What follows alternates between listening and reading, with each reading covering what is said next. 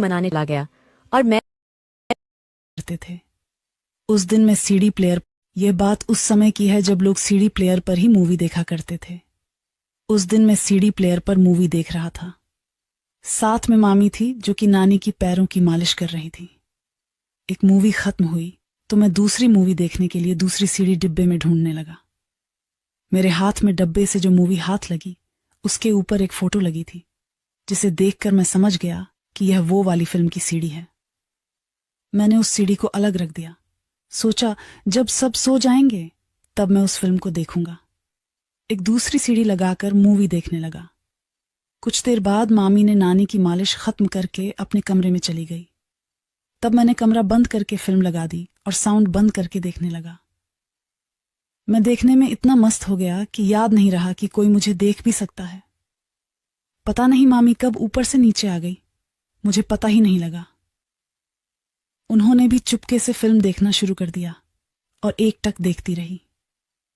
कुछ देर बाद जब मेरी नजर मामी पर पड़ी तो मैंने देखा कि मामी फिल्म देख रही है और उनकी आंखों में वासना साफ साफ झलक रही थी। उसी वक्त मेरी नजरें मामी से मिली और वह एकदम से डर गई।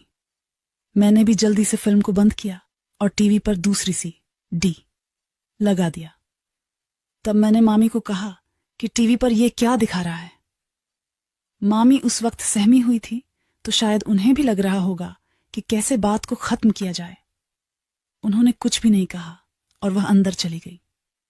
उनके जाने के बाद एक पल के लिए तो मैं डर गया था कि यह क्या बवाल हो गया था। ज्यादा कुछ नहीं हुआ क्योंकि मामी ने बाद में भी मुझसे कुछ नहीं कहा। फिर उसके बाद वह अक्सर मुझे पूछती रहती थी कि तेरी कोई गर्लफ्रेंड है या नहीं। इस बात से मुझे लगा कि मामी इस बात को समझती हैं कि मैं जवान हो गया हूं। ऐसे ही कुछ दिन तक चलता रहा। मैं मौका पाते ही मैं मूवी को लगा देता और देखते रहता। एक दिन मैं और मामी बैठकर हंसी मजाक कर रहे थे। उन्होंने मुझसे कहा, वह उस दिन वाली मूवी लगाकर तो देखकर ही वह वाली है। मैंने मामी की तरफ देखा तो उन्होंने आंख दबा दी थी। मैं देर न करते हुए वह वाली मूवी की सीडी लगा दी और मामी के साथ बैठकर देखने लगा। हम देख ही रहे थे। हमें थोड़ी देर हुई थी, इतने में वहां नानी आ गई और उन्होंने हमें देख लिया। लेकिन नानी ने टीवी की तरफ नहीं देखा था।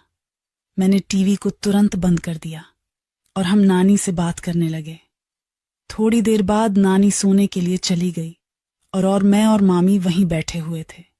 लेकिन इस दिन तो मेरी किस्मत ही खराब थी। तभी मामा जी का फोन आया। उन्होंने कहा कि खाना गर्म कर लो, मैं घर पर आ रहा हूं। हम बातें कर ही रहे थे, इतने में मामा आ गए। हमने मामा को खाना खिलाया।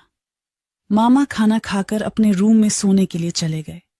थोड़ी देर बाद मामी भी उनके रूम में सोने के लिए चली गई और मैं अपने कमरे में बैठा बैठा सोच रहा था। काफी दिनों की कोशिश करने के बाद तो रेलगाड़ी पटरी पर आई थी। पता नहीं मामा बीच में कहां से आ गए। ये सोचते सोचते मैं सो गया और मुझे नींद आ गई थी। सुबह जब मैं उठा तो मामा जी घर पर नहीं थे। मैंने मामी से कहा कि मामा जी कहाँ गए। मामी ने कहा कि उनका फोन आ गया और वह ऑफिस के किसी काम से जल्दी निकल गए।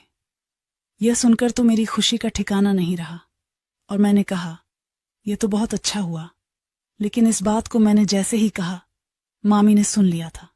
वह बोली, क्या अच्छा हुआ, क्या हो गया, तुम इतने खुश क्यों हो रहे हो। मैंने कहा, नहीं, बस मुझे हंसी आ रही थी। मामी बोली, ऐसी कोई बात नहीं है, मुझे पता है तुम क्यों हंस रहे थे। मैंने उनसे कहा, बताओ क्यों। उन्होंने कहा कि तुम्हारे मामा के जाने से। मैंने कहा, ऐसा कुछ भी नहीं है। फिर मैंने मामी से दोबारा पूछा कि आज हम फिर से वह वाली मूवी देख लेते हैं। मामी ने कुछ नहीं कहा। जब शाम हुई और मामी ने खाना बनाया, हम सब ने खाना खाया और नानी अपने कमरे में सोने के लिए चली गई। मैं अपने कमरे में सोने के लिए चला गया और मामी भी अपने कमरे में चली गई। ऐसी ही रोमांस और रसभरी कहानियाँ सुनने के लिए इस चैनल को सब्सक्राइब करें, वीडियो को लाइक करें और शेयर करें और वीडियो कैसा लगा कमेंट करें। बाय बाय, मिलते हैं नेक्स्ट कहानी में।